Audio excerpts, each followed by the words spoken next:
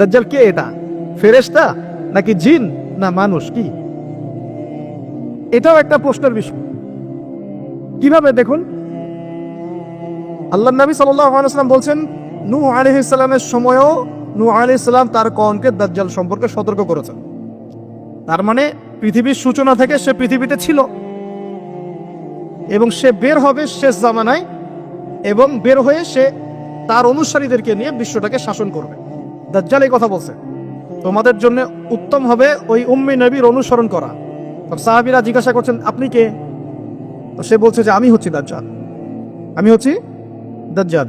আমাকে অচিরেই এখান থেকে মুক্ত হওয়ার অনুমতি দেয়া হবে, তখন আমি এই পৃথিবীটাকে শাসন করব। তখন এই ব্যক্তি বলছে যে তোমাদের জন্য উত্তম হবে ওই ব্যক্তির অনুসরণ করা। দাজ্জাল এই কথা বলছে, তোমাদের জন্য উত্তম হবে ওই উম্মি নবীর অনুসরণ করা। আল্লাহর নবী সাল্লাল্লাহু আলাইহি ওয়াসাল্লাম বলছেন, নূহ আলাইহিস সালামের সময়ও নূহ আলাইহিস সালাম তার কওমকে দাজ্জাল সম্পর্কে সতর্ক করেছেন। তার মানে পৃথিবীর সূচনা থেকে সে পৃথিবীতে ছিল এবং সে বের হবে শেষ জামানায়, এবং বের হয়ে সে তার অনুসারীদেরকে নিয়ে বিশ্বটাকে শাসন করবে। তার মানে অনেক লম্বা একটা হায়াত সে পেয়েছে। কোন জাতি এত লম্বা হায়াত পায় বলেন তো? কোন জাতি? মানব জাতি এত লম্বা হায়াত পায়? একটা মিস্টেরিয়াস ক্যারেক্টার দাজ্জাল। সে কি? তারপরে দেখুন, নবী সাল্লাল্লাহু আলাইহি ওয়াসাল্লাম একটা হাদিসের মধ্যে বলেছেন যে তাকে ওই তামিম দাড়ির ওই দ্বীপে বন্দী করে রাখা হয়েছে। আপনারা হাদিসে জানেন, দ্বীপে বন্দী থাকা অবস্থায় তাকে সাহাবীরা দেখেছেন অনেক বিশাল আকৃতিতে, ঠিক আছে? এবং সাহাবীদেরকে সে প্রশ্ন করছিল, তামিম দাড়িকে প্রশ্ন করছিল যে বাইসানের খেজুর বাগানে খেজুর কি ধরে? বলে হ্যাঁ ধরে। সে বলছে অচিরেই আর ধরবে না। তারপরে বলছে তাবারিয়া হ্রদে কি পানি আছে? সাহাবীরা বলছেন আছে। বলছে অচিরেই পানি থাকবে না। তোমাদের ওই উম্মি নবীর কি খবর? সাহাবীরা বলছেন যে তিনি মক্কা থেকে মদিনায় হিজরত করে এসেছেন, বদরের যুদ্ধ হয়েছে, বালতির মতো তার অবস্থা, একবার এদিকে পাল্লা ভারী হয়, একবার এদিকে পাল্লা ভারী। মানে বদরে জিতেছেন, উহুদে বিপর্যস্ত হয়েছেন।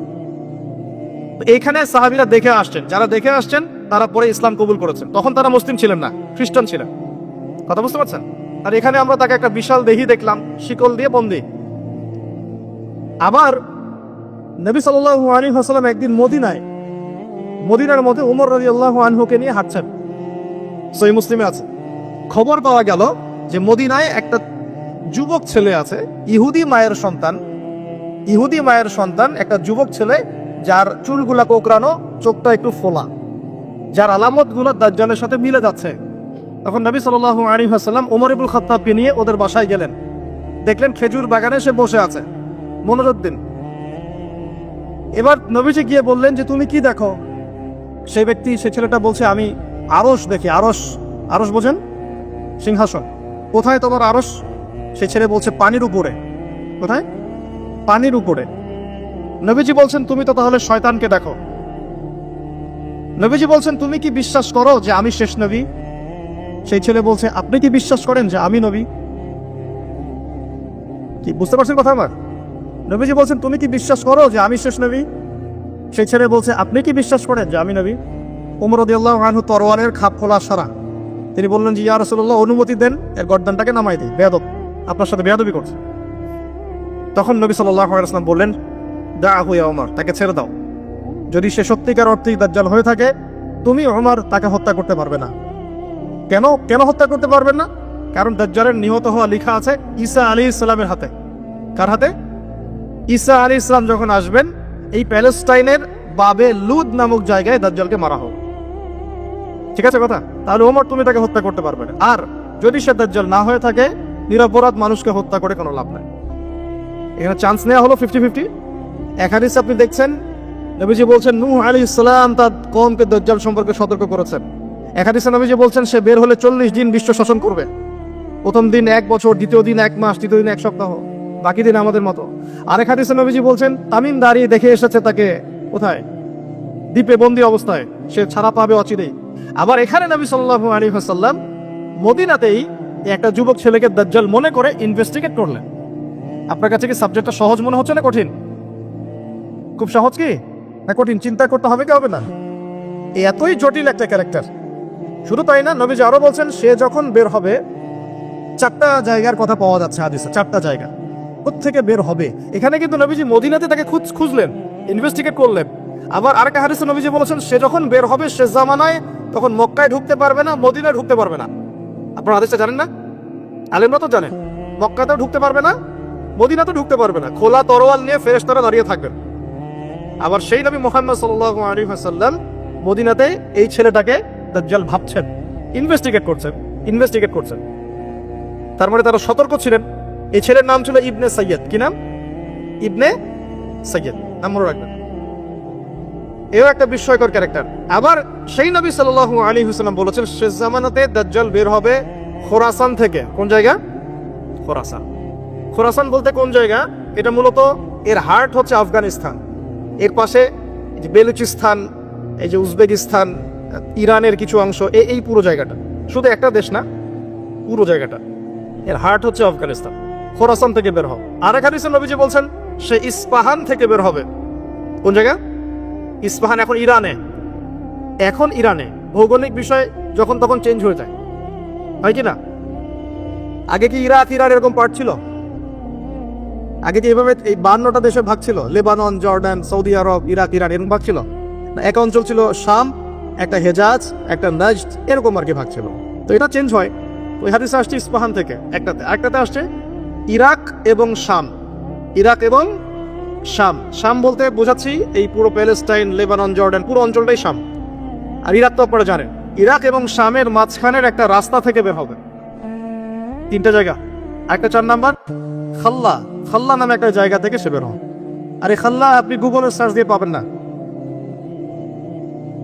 গুগলের সাথেও দাজ্জালের অনুসারীদের একটা সম্পর্ক আছে, আপনার ফেসবুকের সাথেও আছে, প্রযুক্তিগুলোর সাথেও আছে, নিউক্লিয়ার ওয়েপন্সের সাথেও আছে, বর্তমান ব্যাংকিং সিস্টেমের সাথেও আছে, এবং বর্তমান গ্লোবাল পলিটিক্যাল অ্যাফেয়ার্সের সাথেও দাজ্জালের অনুসারীদের সরাসরি সম্পৃক্ততা আছে। আমি বলি নাই দাজ্জালের সম্পৃক্ততা আছে, দাজ্জালের অনুসারীদের সরাসরি সম্পৃক্ততা আছে। ওই যে 4টা জায়গার কথা বললাম, সে বের হবে ইত্যাদি ইত্যাদি। এবার সে মানুষের রূপ ধরে আমাদের সমাজে প্রবেশ করবে এবং তার অনুসারীদেরকে নিয়ে ম্যাসাকার করা শুরু করবে।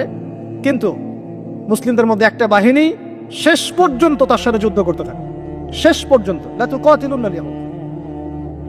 এমনকি গাছের পিছনে ওরা লোকালেও আল্লাহ নবী বলছেন যে গাছ পাথর কথা বলবে আমার পিছনে আছে, এসো মেরে যাও। হতে হতে হতে হতে যখন মুসলিমরা একটু কোণঠাসা, আল্লাহ পাক পাঠাবেন আসমান থেকে ওই মাসিহকে, যে মাসিহকে তারা চিনতে পারে নাই।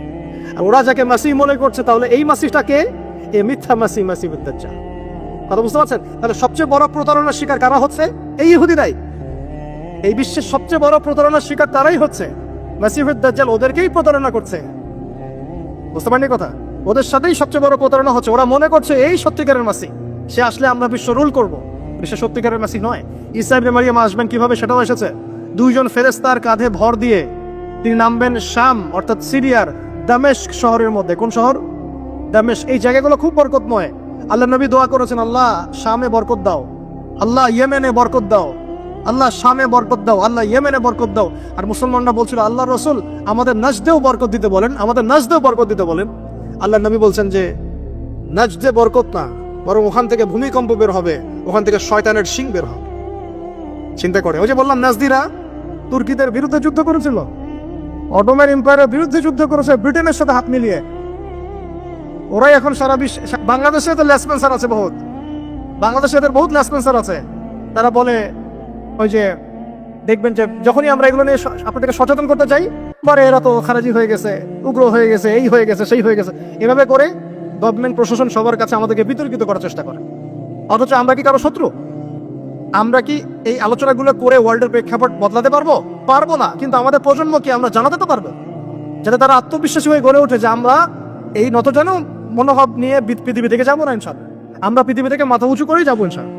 মুসলিমদের হাতেই বিশ্বের বিষয় লেখা আছে, আস্তে আস্তে বিশ্ব ওদিকে যাবে, এটা তো ওদেরকে জানতে হবে। আমরা ওদেরকে জানাচ্ছি মাত্র। তো নাশ থেকে বের হবে শয়তানের শিং, এটা বলা হয়েছে। যাই হোক, এখন ঈসা ইবনে মারিয়াম আসবেন এই সিরিয়ার দামেস্ক, চুল দিয়ে টপ টপ করে পানি পড়তে থাকবে, মুক্তা ঝরছে এরকম পানি। তার নিঃশ্বাস যতদূর পর্যন্ত যাবে ততদূর পর্যন্ত কাফেরা মরতে থাকবে। সুবহানাল্লাহ।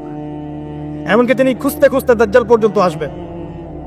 দেখবেন যে মুসলিমদেরকে অবরুদ্ধ করে রাখা হয়েছে, বলবেন দরজা খুলে দাও, নামাজের ওয়াক্ত হবে, আজান দেওয়া হবে, ফজরের ওয়াক্ত। ভাই আমরা যদি ফজর মিস করি আমরা আসলে ওই বাহিনীতে যোগ দিতে পারবো না, বেঁচে থাকলেও জানি না আমরা অত বছর থাকবো কিনা পৃথিবীতে, আল্লাহ ভালো জানেন, এটা আমরা জানি না। কিন্তু এই বিজয়ে সুবহে সাদিকের সময় লেখা আছে, আজান হয়ে যাবে, ইমামুল মাহদি তাকে বলবেন ইমামতি করুন আপনি। ঈসা ইবনে মারইয়াম বলবেন না, এই উম্মতের জন্য ইমামতির অধিকার দেওয়া হয়েছে। বলেন সুবহানাল্লাহ। তিনি ইমামতি করবেন না, বরং মুক্তাদি হবেন। দরজা খুলে দাও, নামাজ শেষে দরজা খুলে দেওয়া হবে। দাজ্জালকে খুঁজতে এই প্যালেস্টাইন, এই জেরুজালেমের বাবে লুদ নামক জায়গায় তিনি পৌঁছাবেন। সেখানে দেখবেন মাসিমুদ দাজ্জাল আছে। দাজ্জাল তাকে দেখার সাথে সাথেই লবণের মতো গলতে শুরু করবে। সেখানে তিনি তাকে হত্যা করবেন। একজন করে এই সন্ত্রাসী যারা এখন এই নিরীহ মানুষদেরকে হত্যা করছে, এদেরকে হত্যা করা হবে একজন করে, একজনকে ছাড়া হবে না। আমি যেন বলছি, মন থেকে বলছি, এই যে আমাদের বাচ্চা, আমার একটা বাচ্চার রক্তের প্রতিশোধ নেওয়া হবে ইনশাআল্লাহ। আমাদের একটা বোনের ইজ্জতের প্রতিশোধ নেওয়া হবে ইনশাআল্লাহ। একজন ভাইকে যে বুলেট ছোড়া হয়েছে এর প্রতিশোধ নেওয়া হবেই হবে ইনশাআল্লাহ। কে নিবেন? ওই যে বললাম, আপনি পারছেন না, আপনি হয়তো বলছেন দোয়া করছেন, এতটুকু পর্যন্তই। ইনশাআল্লাহ তাআলা আল মাহদি আর ঈসা ইবনে মারইয়াম সেটা করে দেখাবেন। তারপরে সেখান থেকে তিনি ইসলামী খেলাফা রিস্টোর করবেন। 40 বছর তিনি পুরো বিশ্বকে শাসন করবেন। কত বছর? তখন অবস্থা এত সুখ সমৃদ্ধির হবে, একটা ডালিমের খোসার নিচে একটা পরিবার আশ্রয় নিতে পারবে। একটা ডালিম দেখে নেন কতটুকু, এটা বড় হবে, বড়, এর নিচে আপনি ঢুকতে পারবেন, এত বড় ফল হবে, উর্বর হবে মাটি, সবুজ শ্যামল, বৃষ্টিপাত বেশি হবে, এগুলো হতে থাকবে। এর মাঝখানে আবার ইয়াজুজ মাজুজ বের হবে। ইয়াজুজ মাজুজ বের হওয়ার পরে পৃথিবী ম্যাসাকার করবে। তারা এমনভাবে পৃথিবীতে ম্যাসাকার করবে যে ঈসা আলাইহিস সালাম এবং তার অনুসারীরা তুর পাহাড়ে গিয়ে লুকাবেন, আত্মগোপন করবেন, এবং তাবারিয়া হ্রদের পানি তারা খেয়ে ফেলবে। পরের দল এসে বলবে কোনো এক সময় মনে হয় এখানে পানি ছিল, আর পানি সব খেয়ে সাবার করে ফেলবে। আর বুঝতে পারছেন? ঈসা আলাইহিস সালাম দোয়া করবেন, আল্লাহ এই আযাব থেকে আমাদেরকে তুমি বাঁচাও।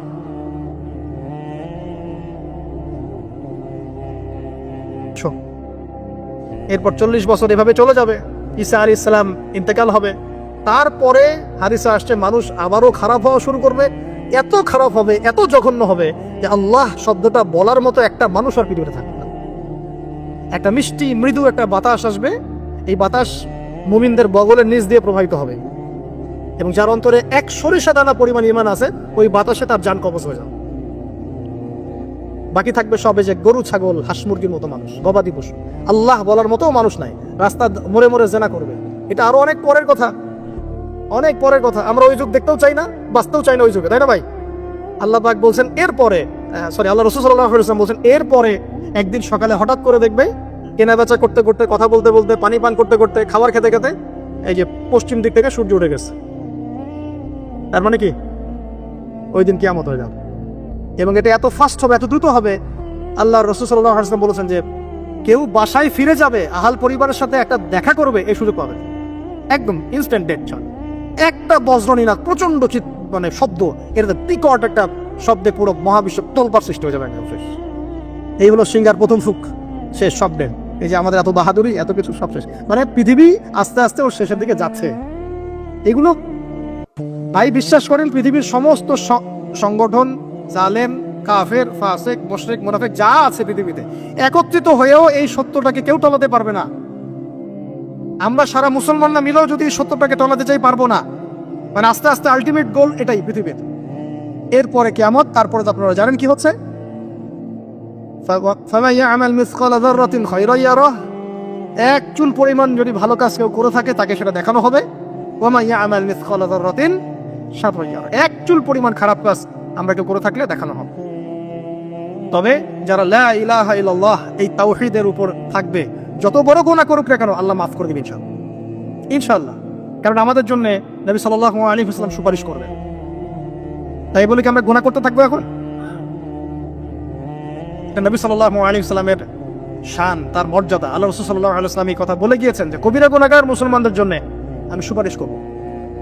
তাওহীদের উপর যারা থাকবে ইনশাআল্লাহ জান্নাত, শিরকে থাকলে, কুফরিতে থাকলে জাহান্নাম ছাড়া কোনো গতি নাই। এ হলো পৃথিবীর শেষ। আমরা তো জান্নাতে যেতে চাই কি চাই না ভাই? তাহলে এখন আমরা জানি যে এই অবস্থা কেন হচ্ছে, কেন জেরুজালেম নিয়ে এত কিছু হচ্ছে, কেন ওখানে ওরা এত অত্যাচার করতেছে। ওরা কি চায়? ওরা চায় এই জায়গা শুধু না, পুরো হোলি ল্যান্ডটা দখল করতে চায়। তারা দাজ্জালের জন্য মঞ্চ প্রস্তুত করতে চায়, সোজা কথা। তারা মুসলিমদেরকে সেখান থেকে বের করে দিয়ে ওই জায়গাটা একটা দাজ্জালীয় স্টেট কায়েম করতে চায়, সেখান থেকেই মাসিউদ দাজ্জাল বিশ্বকে নেতৃত্ব দিবে এমনটা আসতেছে ভবিষ্যতে। তবে সেই নেতৃত্ব, সেই রাজত্ব, সেই ক্ষমতা চিরস্থায়ী হবে না। মুসলিমরা আবার জেগে উঠবে ইনশাআল্লাহ। ওই জায়গায় ঈসা আলাইহিস সালাম যতক্ষণ খেলাফা কায়েম করছেন না, কিয়ামত হবে না ইনশাআল্লাহ। সারা বিশ্বে নেসাকার করে দিবে সে, হাতে জান্নাত জাহান্নাম নিয়ে ঘুরবে, মানে উন্নতি এবং ধ্বংস। আর কি 40 দিন সে পুরো বিশ্বটাকে শাসন করবে। কতদিন? 40 দিন। কোত্থেকে আসবে? উত্তর তিনটা। কয়টা? তিনটা বর্ণনা পেয়েছি আমি, এর চেয়ে বেশি থাকতে পারে, আমার হয়তো জানা নাই। আমি তিনটা পেয়েছি। এক, খোরাসান থেকে সে বের হবে, 1 নাম্বার। 2 নাম্বার, ইস্পাহান একটা জায়গা আছে ইরানের, সেখান থেকে বের হতে পারে, 2টা। 3 নাম্বার হচ্ছে শাম, ইরাক। ইরাক এবং শাম, শাম বলা হয় প্যালেস্টাইন সহ পুরো যে Jordan, Libya, Lebanon, Jordan, Lebanon, Syria, পুরো জায়গাটাকে শাম বলা হয়। কি বলা হয়? শাম। ইরাক এবং শামের মাঝখানের কোনো এক রাস্তা থেকে সে বের হবে। 3টা বর্ণনা আমার জানা মতো। এখন একটা কথা বলে দেয় যে ইরাক এবং শামের মাঝখানেই কিন্তু সেই রাষ্ট্রটা আছে, যে রাষ্ট্রটা প্যালেস্টাইনিদেরকে বেপর দিচ্ছে। বুঝতে পারছেন কথা? সমাজদার কে লিয়ে কি কাফি ইশারা আছে। এখন সে কি করবে? সে পুরো বিশ্বটাকে শাসন করবে, এবং যে তাকে আল্লাহ বলে স্বীকার করবে সে ওকে ছাড় দিবে, যে স্বীকার করবে না তাকে ধ্বংস করে দিবে। এমনকি একটা কওমের পাশ দিয়ে সে যাবে, বলবে তোমরা কি মানো যে আমি আল্লাহ? কওম বলবে না, মানি না, তখন তাকে ধ্বংস করে ছেড়ে দিবে। একটা কওমের পাশে যাবে, বলবে তোমরা কি মানো যে আমি আল্লাহ? তারা বলে হ্যাঁ মানি, তুমি আল্লাহ, নাউজুবিল্লাহ। তখন ওই কওমকে সে কি দিবে? গুপ্তধন দিবে। গুপ্তধন মানে সে যখন হাঁটবে তার পিছনে গুপ্তধনগুলো ঘুরে বেড়াবে। মানে এমন ফিতনা যেটা আপনি কল্পনা করতে পারবেন না। মানে মুমিন ব্যক্তিও যদি তার সাক্ষাৎ পায়, সেও বিভ্রান্ত হয়ে যেতে পারে। তবে এমনও মুমিন থাকবে যে বিভ্রান্ত হবে না। যেমন এক যুবকের কথা এসেছে, এই যুবকের কথা ভালো করে শোনো। এক যুবকের কথা এসেছে, যে যুবক দাজ্জালের সাক্ষাৎ পাবে, দাজ্জাল তাকে হত্যা করবে দ্বিখণ্ডে, একদম 2 কোপ। বলবে যে তুমি কি বিশ্বাস করো আমি আল্লাহ? সে বলবে না, বিশ্বাস করি না। 1-2 কোপ, দ্বিখণ্ডিত। দেহের একটা অংশ একদিকে, আর একটা অংশ আরেকদিকে। তারপরে দেহের এই 2 অংশকে সে আবার জিন্দা করবে, জীবিত করবে, করে আবার তাকে বলবে এবার কি বিশ্বাস হলো যে আমি আল্লাহ? তোমাকে মৃত্যুর পর আবার জীবন দিলাম, তোমাকে বিশ্বাস হলো যে আমি আল্লাহ? এই যুবক তখন বলবে এবার আমার পূর্ণ বিশ্বাস হয়েছে তুই দাজ্জাল। আল্লাহু আকবার। কারণ আমি রাসূলের হাদিস জানতাম যে দাজ্জাল এক যুবককে হত্যা করে, দ্বিখণ্ডিত করে, আবার জীবিত করে বলবে বিশ্বাস করবি কিনা আমি আল্লাহ। কিন্তু আমি জানতাম না যে আমি সেই যুবক। কথা বুঝতে পারছেন? তো এই যুবক ইনশাআল্লাহ তাআলা উঁচু স্তরের শহীদ হবে ইনশাআল্লাহ তাআলা। তো যুবকদের জন্য আদর্শ আছে। তো দেখুন, দাজ্জালকে যারা ফলো করবে সে প্রোগ্রেস, ফলো করবে না ধ্বংস। সে বিশ্ব শাসন করবে। প্রশ্ন এখন একটা, সে কি একা একা বিশ্ব শাসন করবে? মানে একা কি করা যায়? কে তার অনুসারী হবে? কারা হবে অনুসারী? নবী সাল্লাল্লাহু আলাইহি ওয়াসাল্লাম স্পষ্ট বলছেন, জিউস। কারা? ইস্পাহানের 70,000 জিউস অনুসরণ করবে। কত হাজার? এবং তার লাস্ট ফলোয়ার সম্পর্কে বলা আছে এক শ্রেণীর মহিলা যাদেরকে ঘরে রাখা যাবে না। তো সেই আদর্শ এখন ছড়িয়ে পড়েছে না? ফ্যামিলিস্ট রেভলিউশন ছড়িয়ে পড়েছে না? আপনি কি আপনার বোনকে ঘরে রাখতে পারছেন? আপনার স্ত্রী কি ঘরে থাকতে চায়? কেউ চায় না। এখন সবাই বাঁধন ছিন্ন করে বেরিয়ে যেতে চায়। আচ্ছা, আমি আসছি ওদের জায়গায়, শেষ করার আগে অবশ্যই তাদের জায়গায় আসবো ইনশাআল্লাহ। আসুন, কে ফলো করবে? জিউসরা। এখন জিউসদের মধ্যে কি সবাই? উত্তর না, সবাই না। কারণ এমন অনেক ভালো জিউস আছেন যারা এখনো প্যালেস্টাইনিদের পক্ষে কথা বলে, এমনও আছে। তাহলে কারা? যারা জালেম। যারা কি? জালেমরা। এখন একটু লক্ষ্য করেন ওয়ার্ল্ডের দিকে তাকিয়ে, যে একটা বিশ্বকে শাসন করতে হলে আপনার বিশ্বের সব বড় বড় ডিপার্টমেন্টগুলোকে শাসন করতে হয় না? শ্রীলঙ্কা নাম শুনেছেন তো? শ্রীলঙ্কা কি বিশ্বের অর্থনীতিকে শাসন করতে পারবে? মালদ্বীপ পারবে? পাকিস্তান, নামটা যদিও পাকিস্তান, কিন্তু ওখানে অনেক নাপাকি আছে। কথা বুঝতে পারছেন? অনেক নাপাকি আছে। আল্লাহ পবিত্র করুন, নাপাকি থেকে দোয়া করি। উত্তর কোরিয়া, সে কি পারবে? আপনাকে যদি ইকোনমিক্যালি সারা ওয়ার্ল্ডে রুল করতে হয়, তাহলে সারা বিশ্বের অর্থনীতি আপনার নখদর্পণে থাকতে হবে। সেটা কি মুসলিমদের আছে? কাদের হাতে এগুলো এখন? বুঝে নেন। তাহলে ওয়ার্ল্ডকে রুল করতে হবে, ইকোনমি ডমিনেট করতে হবে। আপনি এটা ক্ষমতা আমাদের কাছে নাই, ওদের কাছে আছে। মিডিয়া নিয়ন্ত্রণ করতে হবে না ওয়ার্ল্ডকে রুল করতে হলে? মিডিয়া লাগবে কিনা? তাদের হাতে। ফাইন্যান্স রুল করতে হবে কিনা? লাগবে, এটা ওদের হাতে। পলিটিক্যাল অ্যাফেয়ার্স রুল করতে হবে কিনা? হবে। মিলিটারি সেকশন রুল করতে হবে কিনা? হবে। অস্ত্রশস্ত্র, এগুলো তাদের সবচেয়ে সেরা অস্ত্রগুলো লাগবে কিনা? মনে করেন আমার কাছে আছে পারমাণবিক অস্ত্র, আপনার কাছে আছে ওই যে রাইফেল, আমি কি আপনাকে ভয় করব? কারণ আপনার কাছে যদি পারমাণবিক অস্ত্র থাকে, আমার কাছে না থাকে, আমি ভয় করতে পারি আপনাকে, তাই না? এখন এই মেজর ডিপার্টমেন্টগুলো কি তারা রুল করছে কি করছে না? করছে কি করছে না? আচ্ছা, যারা মাসিহুদ দাজ্জালকে ফলো করবে তারা ওয়ার্ল্ডে আজকে এত শক্তিশালী হয়ে গেছে। তারা কি এত শক্তিশালী ছিল কখনো? উত্তর না। কখন হয়েছে? বিগত 100 বছরে। কত বছরে? প্রায় বিগত 100 বছর। এখন আপনাকে বাঁচাবে কে তাদের থেকে? আল্লাহ পাক কি বলছেন? কোন সূরা? আল্লাহ পাক বলছেন না, রাসূল সাল্লাল্লাহু আলাইহি ওয়াসাল্লাম বলছেন? কে বলছেন? রাসূলুল্লাহ সাল্লাল্লাহু আলাইহি ওয়াসাল্লাম বলছেন কোন সূরা বাঁচাবে? সূরা কাহফ। প্রথমে সূরা কাহফ থেকে একটা ছোট্ট অংশ বলি, তারপর আমি শেষের দিকে যাচ্ছি। এই অংশটা মনোযোগ দিয়ে শোনেন। এই সূরার মধ্যে 4টা ঘটনা আছে। কয়টা ঘটনা? একটা আসহাবুল কাহফের ঘটনা, 2 নাম্বার 2 বন্ধুর ঘটনা, এক বন্ধু খুব বস্তুবাদী, আরেক বন্ধু হচ্ছে দরিদ্র মুমিন। 3 নাম্বার হচ্ছে যুলকারনাইন বাদশাহ বা নবী, অনেক অনেক কথা বলেন, আলাইহিস সালাম, তার ঘটনা। 4 নাম্বার হচ্ছে মূসা এবং খিদর আলাইহিস সালাম, তাদের ঘটনা। এছাড়াও এই সূরার মধ্যে ইয়াজুজ আর মাজুজের কথাও আছে। একটা ঘটনা আপনাকে দেখতে হবে আগে। মূসা আলাইহিস সালাম দাঁড়িয়ে লেকচার দিচ্ছেন, জনগণ শুনছেন। একজন দাঁড়িয়ে বললেন, নবী মূসা আপনি অত্যন্ত চমৎকার আলোচনা করেছেন, আপনার চেয়ে কোনো জ্ঞানী মানুষ কি পৃথিবীতে আছে? নবী মূসা বলছেন না। আল্লাহ পাক ধরলেন, না, তোমার চেয়ে জ্ঞানী মানুষ আছে। মূসা আলাইহিস সালাম বলছেন, কে সেই মানুষ? আমি তার সাথে সাক্ষাৎ করতে চাই। আল্লাহ পাক বললেন, তুমি 2 সাগরের মিলনস্থলে তাকে পাবে। তিনি চলে গেলেন, গিয়ে দেখলেন হ্যাঁ সেখানে একজন মানুষ আছে, তার নাম খিদর। কি নাম? নবী মূসা বললেন, হাল আত্তাবিউকা আলা আন তুআল্লিমানি মিম্মা উল্লিমতা রুশদা। হে খিদর, আমি কি আপনার অনুসরণ করতে পারি এই শর্তে যে আপনি আমাকে জ্ঞান শিক্ষা দিবেন যা আল্লাহ আপনাকে শিখিয়েছেন? খিদর বলছেন, ইন্নাকা লান তাসতাতিআ মাইয়া সাবরা, তুমি আমার সাথে ধৈর্য ধরতে পারবে না। আগেই বলে দিলেন, এত দ্রুতশিতা আগেই বলে দিলেন, ধৈর্য তুমি ধরতে পারবে না। কথা বুঝতে পারছেন? মূসা আলাইহিস সালাম বলছেন, না, ইনশাআল্লাহ আমি ধৈর্য ধরবো। আচ্ছা ঠিক আছে, চলো আমার সাথে। তারা চললেন চললেন চললেন, সামনে নৌকা, নদী পার হলেন। নদী পার হওয়ার আগেই নৌকা ফুটা করে দিলেন। একটা মাঝি পদ্মা নদীর মাঝে আমাকে যদি ফ্রি নৌকা পার করে দেয় আর আমি তার নৌকাটা ফুটা করে দেই, অন্যায় না? খিদর আলাইহিস সালাম এটা করলেন। মূসা আলাইহিস সালাম বলছেন, এটা কি করলেন আপনি? অন্যায় করলেন। খিদর বলে, আমি বলি নাই আপনাকে আপনি প্রশ্ন করবেন না, আপনি ধৈর্য ধরতে পারবেন না? ঠিক আছে, ভুল হয়ে গেছে, চলেন সামনে। আবার যাচ্ছেন যাচ্ছেন যাচ্ছেন, একটা বাচ্চা, ছোট বাচ্চা ডেকে নিলেন, হত্যা করে ফেললেন। এটা কি করলেন? নিষ্পাপ বাচ্চাকে হত্যা করলেন। আমি কি বলি নাই তুমি সবর করতে পারবে না? তিনি বলছেন, হ্যাঁ ঠিক আছে, আরেকবার প্রশ্ন করলে আমাকে আর সাথে নিয়েন না, চলেন। এবার সামনে গিয়ে একটা দেয়াল পড়ে আছে, একটা গ্রামে গেলেন। গ্রামে গিয়ে বললেন, নাস্তা পানি কিছু হবে কিনা, সৌজন্যমূলক। কেউ কোনো নাস্তা পানি দিল না, কোনো সৌজন্যমূলক আচরণই করলো না। ও যে বাসায় মেহমান আসলে বলে না, খেয়ে আসছেন না, গিয়ে খাবেন, ওই টাইপের ছিল আর কি। তো যাই হোক, তিনি দেখলেন যে ওদের একটা দেয়াল পড়ে গেছে বেচারা। ওই দেয়ালটাকে তিনি আবার শক্ত করে নির্মাণ করে রেখে দিলেন। মূসা আলাইহিস সালাম বললেন যে এটা কি করলেন? নাস্তা পানিও দিল না, ভালো ব্যবহারও করলো না, আপনি উল্টা তার এই উপকার করলেন বিনা পারিশ্রমিকেই। কিছু আজর নিতেন তাহলে তো ভালো হতো। তো খিদর আলাইহিস সালাম বলেন, এটা হাযা ফিরাকু বাইনি ওয়া বাইনাক, আমারও তোমার মাঝে এখন ফিরাক, পার্থক্য হয়ে গেল, আর আমাদের পথ চলা হলো না। তবে যাওয়ার আগে আমি জানিয়ে দেই, ওই নৌকা ফুটা করেছিলাম এই কারণে, যদি ফুটা না করতাম তাহলে জলদস্যু নৌকাটা নিয়ে যেত। ফুটা করে দিয়েছি, এই খারাপ নৌকা তারা দিবে না। ঠিক আছে কথা? 2 নাম্বার, বাচ্চাকে যদি হত্যা না করতাম, এই বাচ্চা বড় হয়ে বড় কাফের হতো এবং পিতা মাতাকেও কুফরিতে নিয়ে আসতো। এটা আমি আল্লাহর হুকুমে করেছি, একা একা করি নাই। 3 নাম্বার, এই দেয়াল নির্মাণ করেছি এই কারণে, এই দেয়ালের নিচে 2 জন এতিম বাচ্চার রেখে যাওয়া পৈতৃক সম্পত্তি আছে, এটা নির্মাণ করে দিয়েছি। মানুষ এটা সিজ করতে পারবে না, তারা যখন বড় হবে তখন নিবে ইনশাআল্লাহ। এই 3টা ঘটনাতে একটু ফোকাস করেন। কোন সূরা আছে এটা? সূরা কাহফ। এই 3টা ঘটনাতেই বাহ্যিক চোখে যা দেখা যাচ্ছে সেটা সত্য নয়, ভিতর থেকে যা দেখছেন সেটা সত্য। কথা বুঝতে পারছেন? তো সূরা কাহফ আপনাকে দাজ্জাল থেকে বাঁচাবে। মানে কি? দাজ্জালি ও ফিতনার যুগে বাইরের চোখে আপনি যা দেখবেন সেগুলো সবসময় সত্য হবে না। রিয়েলিটি আর ভিজুয়াল ওয়ার্ল্ডের মধ্যে আকাশ পাতাল পার্থক্য থাকবে। এটা হচ্ছে দাজ্জালের যুগ। আমি বুঝাতে পারছি না। রিয়েলিটি আপনি দেখছেন বিশ্ব এগিয়ে যাচ্ছে, খুব সুন্দর। বাস্তবতা হচ্ছে যে বিশ্ব এগিয়ে যাচ্ছে আস্তে আস্তে কিয়ামতের দিকে। রিয়েলিটি দেখবেন যে ইকোনমি খুব প্রোগ্রেস হচ্ছে, হ্যাঁ, মানে মানুষের জীবনযাত্রার মান একদম উন্নতির দিকে। বাস্তবতা হচ্ছে পুরো ওয়ার্ল্ডের ইকোনমিক সিস্টেমটা ধ্বংসের মুখে আছে।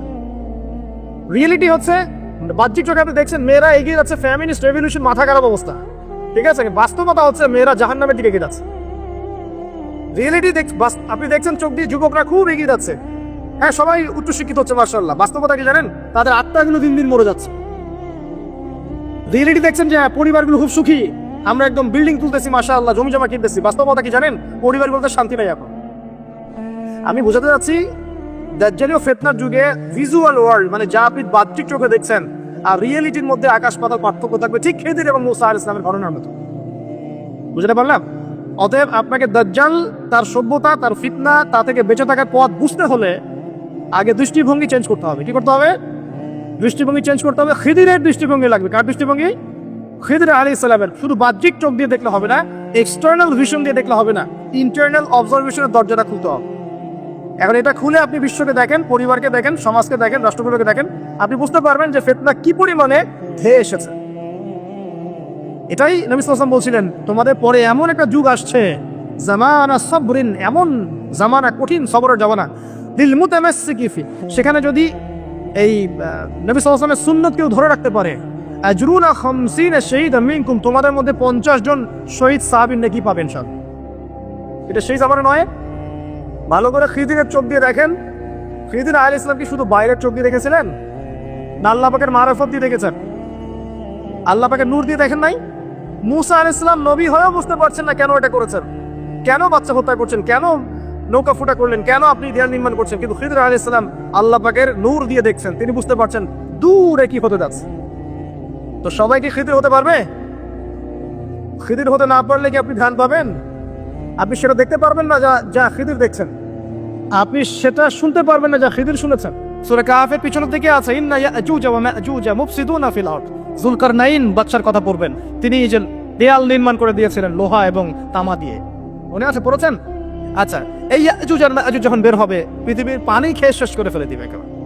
এর এত বেশি হিংস্র হবে যে এদের সাথে লড়াই করার মতো ক্ষমতা কোনো মানুষেরই থাকবে না। এমনকি ঈসা আলাইহিস সালামেরও নয়। ঈসা আলাইহিস সালাম তুর পাহাড়ে চলে যাবেন মুসলিমদেরকে নিয়ে, তুর পাহাড়ের ভিতরে মুসলিমরা সেখানে লুকিয়ে থাকবে, পৃথিবীর মেসাকার অবস্থা হয়ে যাবে, পৃথিবীর পানি খেয়ে শেষ করে ফেলে দিবেন হিংস্র প্রজাতি। তখন ঈসা আলাইহিস সালাম আল্লাহর কাছে দোয়া করবেন, আল্লাহ এই বিভৎস এই জাতিকে ধ্বংস করো। আল্লাহ রাব্বুল আলামিন তখন ওই ইয়াজুজ আর মাজুজের এই কাঁধে, ঠিক কাঁধের মাঝখানে একটা ভাইরাস জন্ম দিবেন। কি জন্ম দিবেন? ওই যে বলি না মহামারীর ভাইরাস, অমুক ভাইরাস তমুক ভাইরাস, এই ভাইরাস আরো সামনে আছে বাকি এখন। ওই ভাইরাসে, ওই পোকায়, ওই ব্যাকটেরিয়া বা যেটাই হোক আল্লাহ পাক যাই দিবেন, এতে করে ইয়াজুজ আর মাজুজ পুরো প্রজাতি ধপ ধপ ধপ ধপ করে মারা যাবে। মানে এটা ছোঁয়াচে রোগ হবে। কি রোগ হবে? ছোঁয়াচে। ঠিক যেমন আমরা একটু করোনা দেখলাম না, একজন থেকে আরেকজন, একজন থেকে আরেকজন, এরকম জিনিস চলবে আরো বিশ্বে। আর এখনকার নতুন রিসার্চ হচ্ছে, ওই সাইবেরিয়া অঞ্চলের যে বরফগুলো আছে না, ওর নিচে এই 1 লাখ বছর, 1.5 লাখ বছর, 2 লাখ বছর আগের ভাইরাসগুলো নতুন করে জায়গা শুরু করেছে। হ্যাঁ, এগুলো বিজ্ঞানীরা বলছেন যে এগুলো আবার কোন দিন জানি পৃথিবীতে আত্মপ্রকাশ করা শুরু হয়। সবকিছুই ঘটবে। বিশ্বটার খুব রহস্য আছে, বিশ্বটার অনেক রহস্য আছে। আল্লাহ পাক এগুলো খেলার ছলে সৃষ্টি করেন নাই, পরীক্ষা। লিয়াবলুয়াকুম আইয়ুকুম আহসানু আমালা, আল্লাহ পাক বলেছেন। এরপরে ইয়াজুজ আর মাজুজের সব প্রজাতি মারা যাবে। নবীজি বলছেন জমিনে কোনো জায়গায় ফাঁকা থাকবে না, সমস্ত জায়গাতেই ওদের দেহ পড়ে থাকে। আল্লাহু আকবার। এরপরে ঈসা আলাইহিস সালাম আল্লাহকে বলবেন, আল্লাহ জমিনটাকে পবিত্র করে দাও। আল্লাহ পাক কি করবেন জানেন? বড় বড় নখরওয়ালা, বড় বড় নখ আছে, নখ দেখেছেন? বড় বড় নখওয়ালা একটা স্পেশাল প্রজাতির পাখি আল্লাহ পাঠাবেন। কি পাঠাবেন? পাখি। এটা কোন পাখি, কি নাম আমরা জানি না। ঠিক এরকম করে এই এক শ্রেণীর পাখি আল্লাহ পাঠাবেন যাদের নখগুলো খুব বড় বড় হবে, বিশাল বিশাল নখ।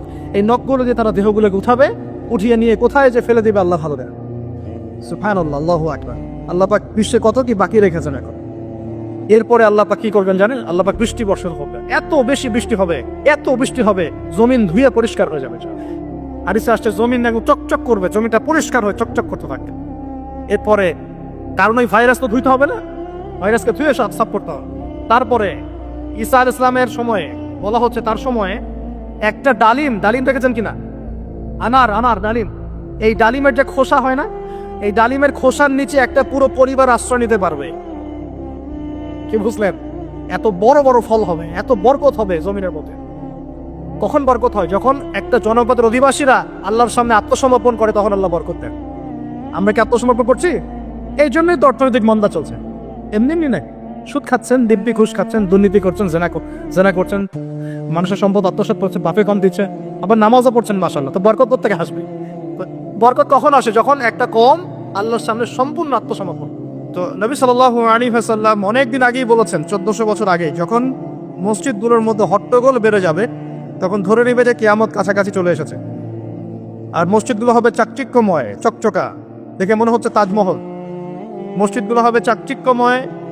কিন্তু মসজিদ থেকে হেদায়েত উঠে যাবে।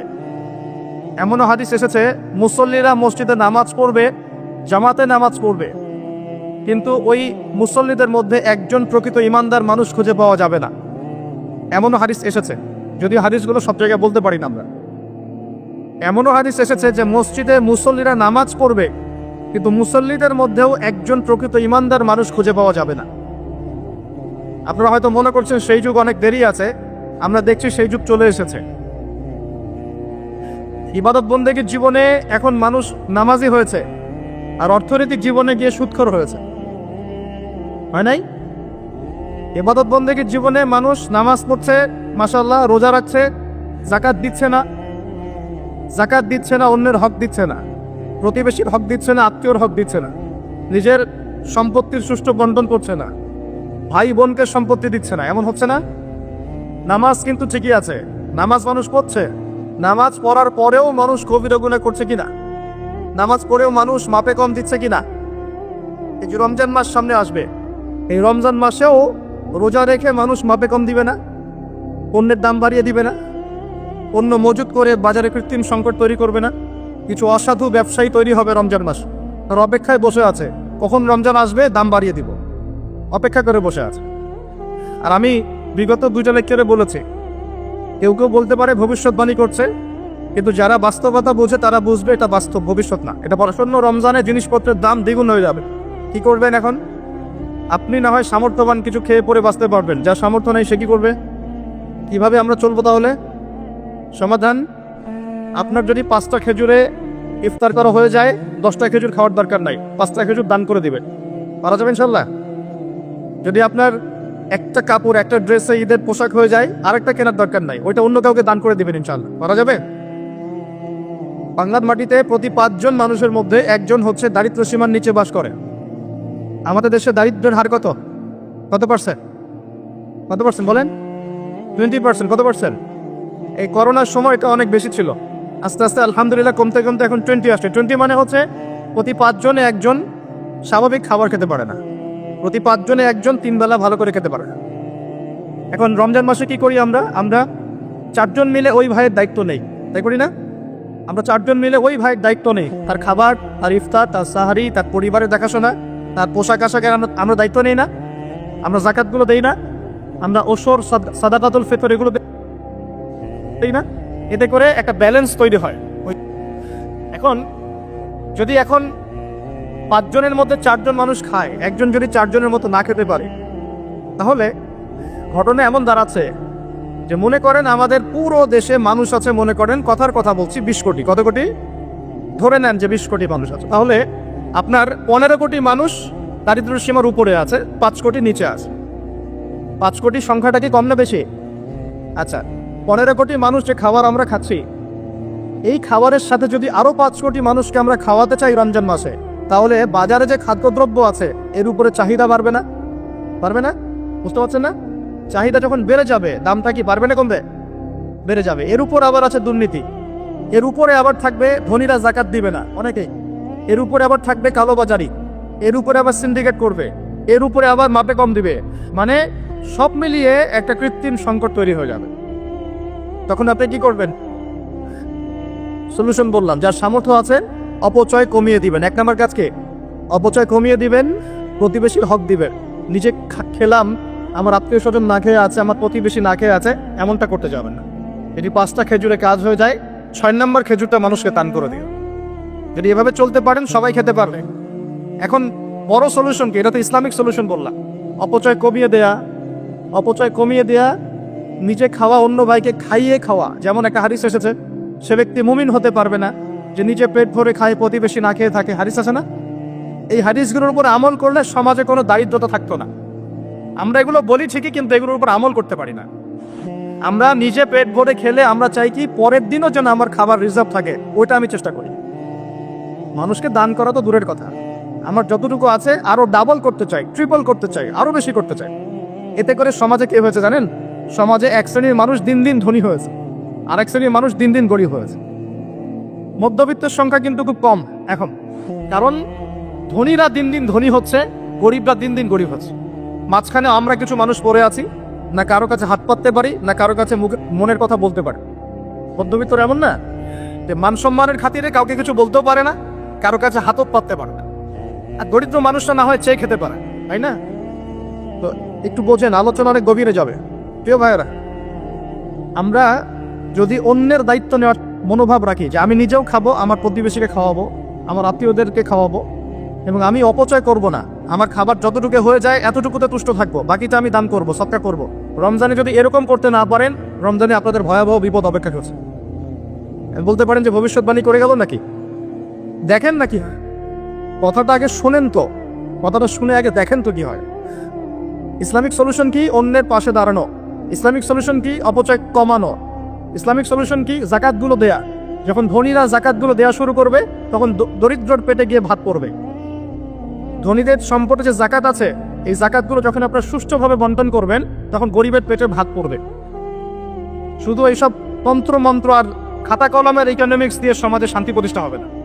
খাতা কলম বইপত্রের অর্থনীতি দিয়ে সমাজে শান্তি প্রতিষ্ঠা হয় না, বরং সমাজে কি হয়? পুঁজিবাদ হয়। পুঁজিবাদ কি জিনিস? ধনী দিন দিন ধনী হতে থাকবে, এক শ্রেণীর মানুষের কাছে ধন সম্পদ কেন্দ্রীভূত হতে থাকবে, এক শ্রেণীর নির্দিষ্ট একটা শ্রেণীর কাছে ধন সম্পদ কক্ষিগত হতে থাকবে, বাকিদের রক্ত চুষে চুষে এরা বড়লোক হবে। এখন এই সবার রক্ত চোষা সুদভিত্তিক অর্থনীতি চলছে সারা বিশ্বে। এগুলো খাতা কলমের অর্থনীতি। বাস্তবের অর্থনীতি এমন হওয়া উচিত, ধনী যারা আছেন তাদের সম্পদের যে জাকাত আসবে, এই জাকাতটা দরিদ্রদের মধ্যে বন্টন করতে হয়। যদি এটা করতে পারতেন, সমাজের সবাই 3 বেলা খেতে পারতো, না খেয়ে মরতো না। কে শুনবে কার কথা? এগুলো তো বললেও সমস্যা, করলেও সমস্যা। আশ্চর্য একটা। সারা বিশ্বে যারা একনিষ্ঠভাবে ইসলাম পালন করতে চায়, ওদেরকে সারা বিশ্বে মৌলবাদী বলে প্রচার করা হয়েছে। অথচ সমাধান কিন্তু এখানে। এই যে আমার হাতে যে কিতাবটা দেখছেন, এই কিতাবের মধ্যে আল্লাহ পাক সমস্ত বিষয়ের সমাধান নাজিল করেন নাই। এটা মুখে বলছি ঠিক। কয়জন বিশ্বাস করে? কয়জন সত্যি মন থেকে বিশ্বাস করে আল কোরআনুল কারীমে সত্যি সত্যি আল্লাহ পাক সমস্ত বিষয়ের সমাধান নাজিল করেছেন? আজকে জুমার দিন, জুমার দিনে সূরা কাহফ পড়তে হয়, তাই না? এই সূরা কাহফের 54 নম্বর আয়াতে, কত নম্বর? 54 নম্বর আয়াতে আল্লাহ পাক বলছেন, ওয়ালাকাদ সাররাফনা ফি হাযাল কুরআন লিন-নাস মিন কুল্লি মাসাল। আল্লাহ বলেছেন, দেখেন আল্লাহ বলছেন নিঃসন্দেহে, নিঃসংকোচে, অবশ্যই আমি এই কোরআনের মধ্যে শুধু মুসলিমদের জন্য নয়, পুরো মানব জাতির জন্য সমস্ত বিষয় ব্যাখ্যা করেছি। আল্লাহ পাক বলেছেন শুধু মুসলিমদের জন্য, পুরো মানব জাতির জন্য যত বিষয় প্রয়োজন আমি আল্লাহ এই কোরআনের মধ্যে ব্যাখ্যা করেছি। কে বলেছেন? আল্লাহ কি মিথ্যা কথা বলেন? তার রাসূল কি মিথ্যা কথা বলেন? তাহলে আমাদের মানতে সমস্যা কোথায়? মানতে কি সমস্যা? এই যে বললাম, যদি আমরা ইকোনমিক সেকশনের সমৃদ্ধি চাই, একটা স্টেবিলিটি চাই, অবশ্যই জাকাত ইম্পোজ করতে হবে। জাকাত ছাড়া অর্থনৈতিক সাম্য আসবে না। মনে করেন বাংলাদেশে মনে করেন যে 1 কোটি মানুষের উপরে জাকাত ফরজ। কথার কথা বলছে, কথার কথা। এই 16 কোটি 20 কোটি মানুষের মধ্যে মনে করেন 1 কোটি মানুষের উপর জাকাত ফরজ হয়েছে। আছেন এমন মানুষ? জাকাত মানে কি? কত পার্সেন্ট দিতে হবে সম্পদের? 2.5%। 100 টাকায় 2.5 টাকা, এই তো। আচ্ছা, এখন 1 কোটি টাকায় এই টাকাটা কি ছোট না বড়?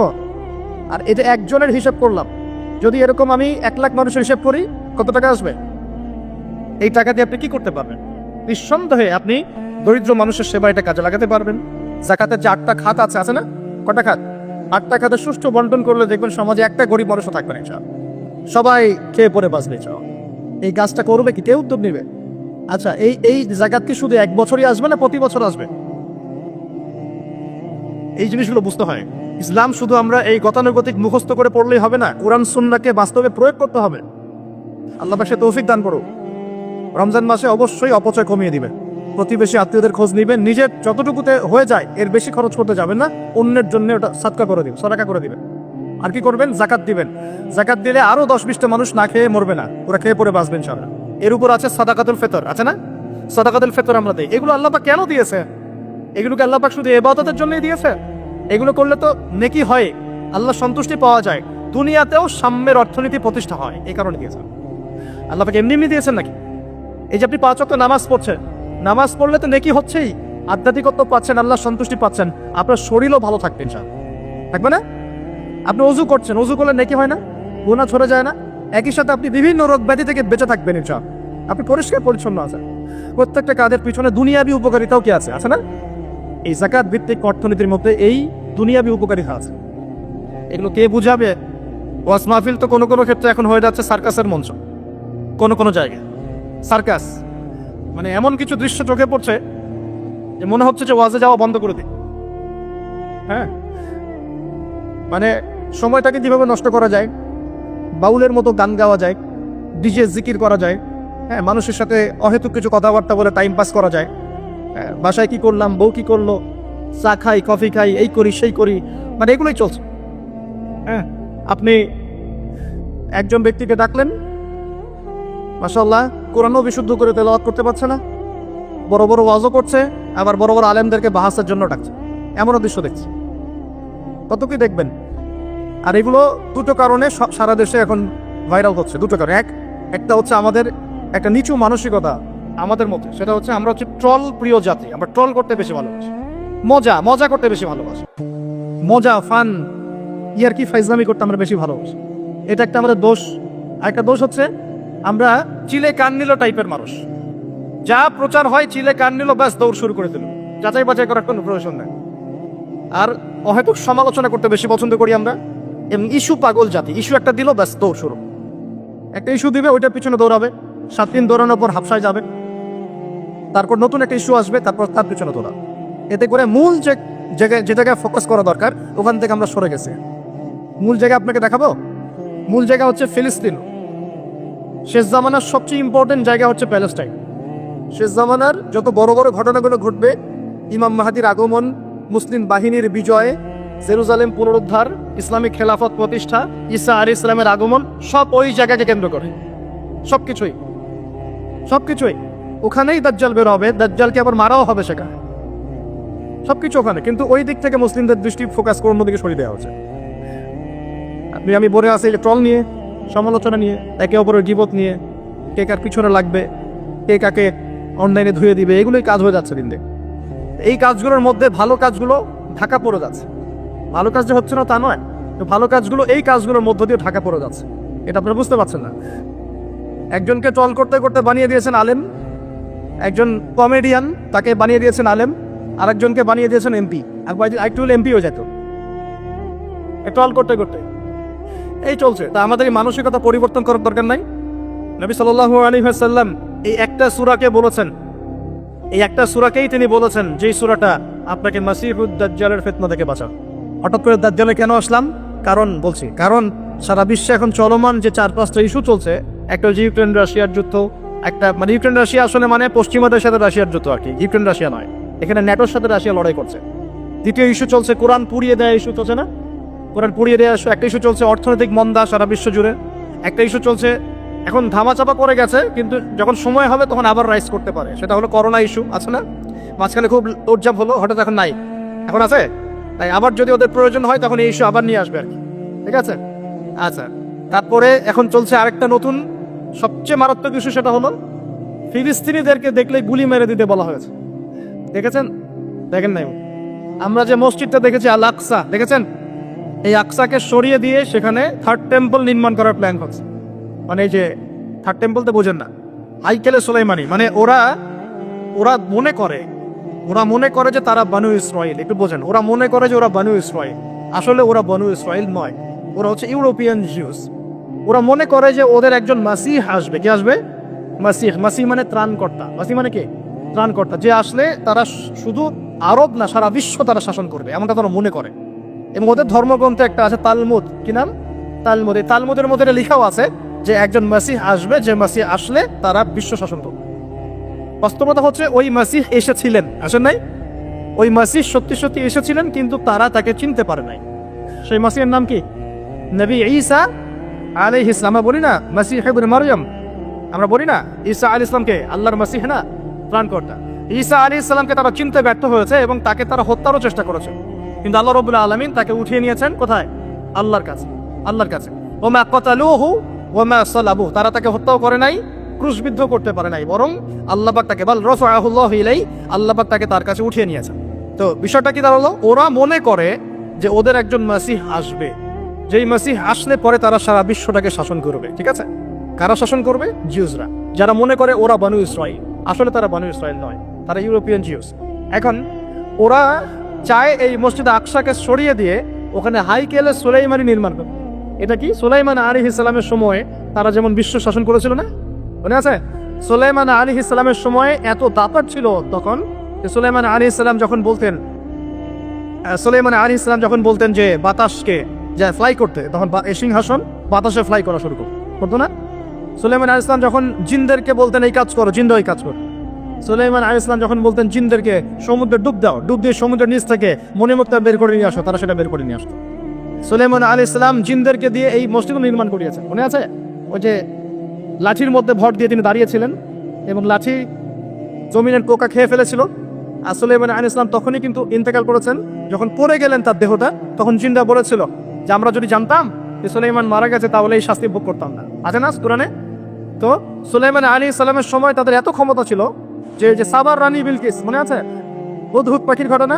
হুদহুদ পাখি এসে বলছে যে ওখানে একটা দেখলাম সাবার রানী সূর্যকে পূজা করে। তো সুলাইমান আলাইহিস সালাম বলছেন কোন জিন আছো যে আমি এখান থেকে ওঠার আগে ওকে নিয়ে আসতে পারবে? এক জিন বলছে যে আপনি এখান থেকে উঠে দাঁড়ানোর আগেই ওই সিংহাসন নিয়ে চলে আসতে পারেন। কত শক্তি চিন্তা করেন। তো সুলাইমান আলাইহিস সালাম বলছেন এটা হবে না। আরেকজন জিন যার কাছে কিতাবের জ্ঞান ছিল, মানে সে আলেম ছিল, সে বলছে যে আপনার উঠতে হবে না, চোখের পলক ফেলার আগেই এটা হাজির হয়ে যাবে। সুবহানাল্লাহ, চোখের পলক ফেলার আগেই মনে করেন যে 500 মাইল দূরের একটা সিংহাসনকে তুলে নিয়ে আসবে এখানে, চিন্তা করেন তাহলে কত বড় শক্তি। এরকম শক্তি আল্লাহ পাক দিয়েছিলেন সুলাইমান আলাইহিস সালামকে, এবং ওই সময় বনু ইসরাইল কিন্তু সারা বিশ্বটাকে শাসন করেছে। এখন এরা মনে করে যে শেষে আবার একটা সময় আসবে যখন তারা আবার এই শাসনটা করবে। ওরা মনে করে একজন মাসিহ আসবে, এবং এই জন্যে তারা দাজ্জালকে মাসিহ মনে করে। কথাকে মিলাতে পারছেন? ওরা দাজ্জালকে কি মনে করে? মাসিহ মনে করে। ওরা মনে করে যে ফিলিস্তিনিদের এখানে থাকার অধিকার নাই, ওই জায়গা ওদেরই, ওরা ওদেরই মনে করে। এই কারণেই তো 1914 সাল থেকে শুরু করে যে 2023 পর্যন্ত প্রত্যেক দিন দেখবেন প্রতি বছর ওদের জায়গা বাড়াচ্ছে, বাড়িঘরগুলো ভেঙে দিচ্ছে, মা বোনদেরকে বের করে দিচ্ছে, ভাইদেরকে হত্যা করছে না?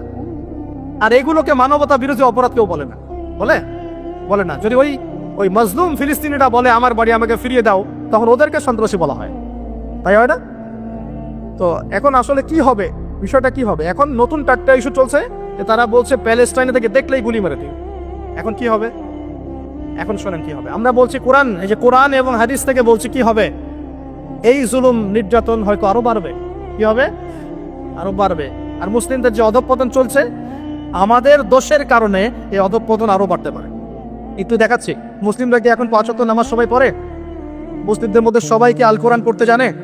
মুসলিমদের মধ্যে সবাই কি হালাল খায়? মুসলিমদের মধ্যে সবাই কি পর্দা করছে? মুসলিমদের সবাই কি আল্লাহর দ্বীন প্রতিষ্ঠার চেষ্টা করে? আমরা কি সত্যি আগের সেই প্রজন্ম ধরে রেখেছি, না অনেকটা অধঃপতন হয়েছে আমাদের? হয় নাই? হয়েছে কি হয় নাই? আমরা আসলে আমাদের নিজেদের আধ্যাত্মিকত্ব, আমাদের ঈমান, আমাদের আমল এগুলোকে কমিয়েছি।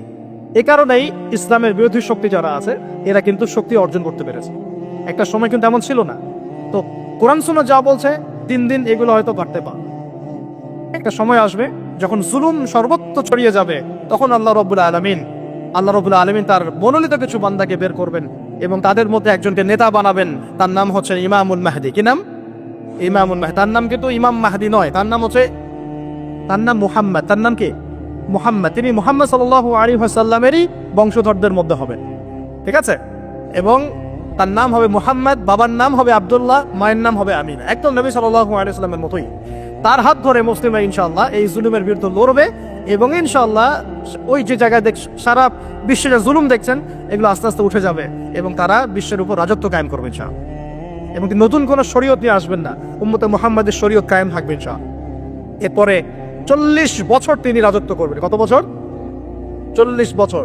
এবং তার বিবাহ শাদীও হবে, এবং তার ইন্তেকালও হবে, তাকে দাফন করা হবে নবী মুহাম্মদ সাল্লাল্লাহু আলাইহি ওয়াসাল্লামের ঠিক পাশেই। আল্লাহু আকবার, ঠিক তার পাশেই দাফন করা হবে। এরপরে মানুষ আবারও খারাপ হওয়া শুরু করে। কেমন খারাপ হবে? ও আচ্ছা, মাঝখানে একটা কথা বলতে ভুলে গেছে। ঈসা আলাইহিস সালাম দাজ্জালকে মারার পরে আরেকটা প্রজাতি বের হবে, এর নাম ইয়াজুজ আর মাজুজ। নাম শুনেছেন? এই যে এই সূরার মধ্যেই আছে। এই সূরা কাফের কথা বললাম না? সূরা কাফের পিছনের দিকে আছে ইন্না ইয়াজুজ ওয়া মাজুজ মুফসিদুনা ফিল আরদ। যুলকারনাইন বাদশার কথা পড়বেন, তিনি এই যে দেয়াল নির্মাণ করে দিয়েছিলেন লোহা এবং তামা দিয়ে, মনে আছে? বলেছেন? আচ্ছা, এই ইয়াজুজ আর মাজুজ যখন বের হবে, পৃথিবীর পানি খেয়ে শেষ করে ফেলে দিবে একেবারে। এর এত বেশি হিংস্র হবে যে এদের সাথে লড়াই করার মতো ক্ষমতা কোনো মানুষেরই থাকবে না। এমনকি ঈসা আলাইহিস সালামেরও নয়। ঈসা আলাইহিস সালাম তুর পাহাড়ে চলে যাবেন মুসলিমদেরকে নিয়ে, তুর পাহাড়ের ভিতরে মুসলিমরা সেখানে লুকিয়ে থাকবে। পৃথিবীর মেসাকের অবস্থা হয়ে যাবে, পৃথিবীর পানি খেয়ে শেষ করে ফেলবে হিংস্র প্রজাতি। তখন ঈসা আলাইহিস সালাম আল্লাহর কাছে দোয়া করবেন, আল্লাহ এই বিভৎস এই জাতিকে ধ্বংস কর। আল্লাহ রাব্বুল আলামিন তখন ওই ইয়াজুজ আর মাজুজের এই ঠিক কাঁধের মাঝখানে একটা ভাইরাস জন্ম দিবেন। কি জন্ম দিবেন? ওই যে বলি না মহামারীর ভাইরাস, অমুক ভাইরাস তমুক ভাইরাস, এই ভাইরাস আরো সামনে আছে বাকি আগে। ওই ভাইরাসে, ওই পোকায়, ওই ব্যাকটেরিয়া বা যেটাই হোক আল্লাহ পাক যাই দিবেন, এতে করে ইয়াজুজ আর মাজুজের পুরো প্রজাতি ধপ ধপ ধপ ধপ করে মারা যাবে। মানে এটা ছোঁয়াচে রোগ হবে। কি রোগ হবে? ছোঁয়াচে। ঠিক যেমন আমরা একটু করোনা দেখলাম না, একজন থেকে আরেকজন, এরকম জিনিস চলবে আরো বিশ্বে। আর এখনকার নতুন রিসার্চ হচ্ছে ওই সাইবেরিয়া অঞ্চলের যে বরফগুলো আছে না, ওর নিচে এই 1 লাখ বছর, 1.5 লাখ বছর, 2 লাখ বছর আগের ভাইরাসগুলো নতুন করে জায়গা শুরু করেছে। হ্যাঁ, এগুলো বিজ্ঞানীরা বলছেন যে এগুলো আবার কোন দিন জানি পৃথিবীতে আত্মপ্রকাশ করা শুরু হয়। সবকিছুই ঘটবে। বিশ্বটার খুব রহস্য আছে, বিশ্বটার অনেক রহস্য আছে। আল্লাহ পাক এগুলো খেলার ছড়া সৃষ্টি করেন নাই, পরীক্ষা। ইয়াবলুয়াকুম আইয়ুকুম আহসানু আমালা, আল্লাহ পাক বলেছেন। এরপরে ইয়াজুজ আর মাজুজের সব প্রজাতি মারা যাবে। নবীজি বলছেন জমিনে কোনো জায়গায় ফাঁকা থাকবে না, সমস্ত জায়গাতেই ওদের দেহ পড়ে থাকবে। আল্লাহু আকবার। এরপরে ঈসা আলাইহিস সালাম আল্লাহকে বলবেন, আল্লাহ জমিনটাকে পবিত্র করে দাও। আল্লাহ পাক কি করবেন জানেন? বড় বড় নখরওয়ালা, বড় বড় নখ আছে, নখ দেখেছেন?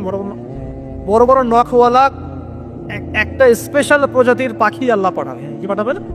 পাখি। এটা কোন পাখি, কি নাম আমরা জানি না। ঠিক এরকম করে এই এক শ্রেণীর পাখি আল্লাহ পাঠাবেন যাদের নখগুলো খুব বড় বড় হবে, বিশাল বিশাল নখ। এই নখগুলো যে তারা দেহগুলোকে উঠাবে, উঠিয়ে নিয়ে কোথায় যে ফেলে দিবে আল্লাহ ভালো জানে। সুবহানাল্লাহ, আল্লাহু আকবার। আল্লাহ পাক বিশ্বে কত কি বাকি রেখেছেন। এরপরে আল্লাহ পাক কি করবেন জানেন? আল্লাহ পাক বৃষ্টি বর্ষণ করবেন। এত বেশি বৃষ্টি হবে, এত বৃষ্টি হবে, জমিন ধুয়ে পরিষ্কার হয়ে যাবে। হাদিসে আসছে জমিন একদম চকচক করবে, জমিনটা পরিষ্কার হয়ে চকচক করতে থাকবে। এরপরে কারণ ওই ভাইরাস তো ধুইতে হবে না, ভাইরাসকে ধুয়ে সাফ করতে হবে। তারপরে ঈসা আলাইহিস সালামের সময়ে বলা হচ্ছে, তার সময়ে একটা ডালিম দেখেছেন কিনা? আনার ডালিম, এই ডালিমের যে খোসা হয় না, এই ডালিমের খোসার নিচে একটা পুরো পরিবার আশ্রয় নিতে পারবে। কি বুঝলেন? এত বড় বড় ফল হবে, এত বরকত হবে জমিনের মধ্যে। কখন বরকত হয়? যখন একটা জনপদের অধিবাসীরা আল্লাহর সামনে আত্মসমর্পণ করে, তখন আল্লাহ বরকত দেন। আমরা কি আত্মসমর্পণ করছি? এই জন্যই তো অর্থনৈতিক মন্দা চলছে। এমনি নাকি? সুদ খাচ্ছেন, দিব্যি ঘুষ খাচ্ছেন, দুর্নীতি করছেন, জেনা করছেন, মানুষের সম্পদ আত্মসাৎ করছেন, মাপে কম দিচ্ছেন, আবার নামাজও পড়ছেন, মাশাআল্লাহ। তো বরকত থেকে আসবে। বরকত কখন আসে? যখন একটা কম আল্লাহর সামনে সম্পূর্ণ আত্মসমর্পণ। একটা ডালিম হবে, এটা রূপকথা নয়, এগুলো গাল গল্প বলছি না। এই প্রতিটা কথা আল্লাহ পাকের ওহী থেকে আসছে। এর একটা কথা মিথ্যা হবে না ইনশাআল্লাহ। তা বিশ্ববাসীরা দেখবে একটা ডালিমের নিচে একটা পরিবার আশ্রয় নিতে পারবে। এত স্পেসিফিকলি বলা হয়েছে হাদিসগুলোতে। নবী সাল্লাল্লাহু আলাইহি ওয়াসাল্লাম বলেছেন যে 10 জন ঘোড়সওয়ার, কয়জন ঘোড়সওয়ার? 10 জন ঘোড়সওয়ার বের হবে ইমাম মাহদির সময়, যারা খোঁজ নিতে যাবে যে দেখি দাজ্জাল বের হয়েছে কিনা। ঘোড়ায় করে খোঁজ নিতে যাবে, দেখি দাজ্জাল বের হয়েছে কিনা। ওই 10, নবীজি বলছেন আমি ওই 10 জনের নামও জানি, ওদের বাবার নামও জানি।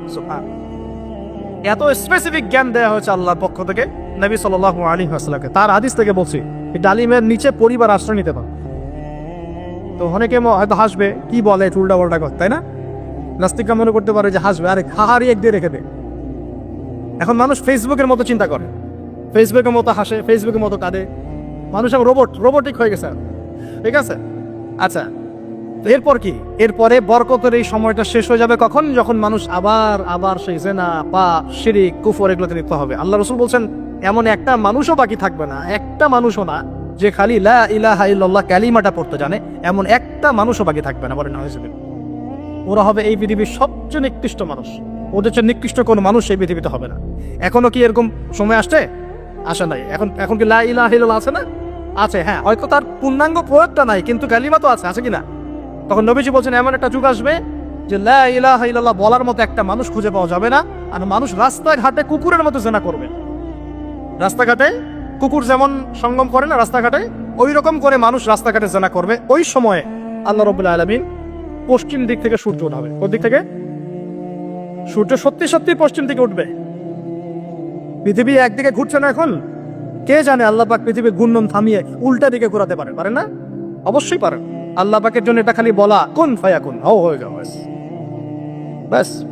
আমি কয়েকদিন আগে রিপোর্ট দেখেছি, পৃথিবীর নিচে কিন্তু আগুনের স্তর আছে। আচ্ছা, জানেন তো? পৃথিবীর নিচে আগ্নেয়গিরিগুলো আছে। পৃথিবীর ভিতরেও একটা ঘূর্ণন হয়।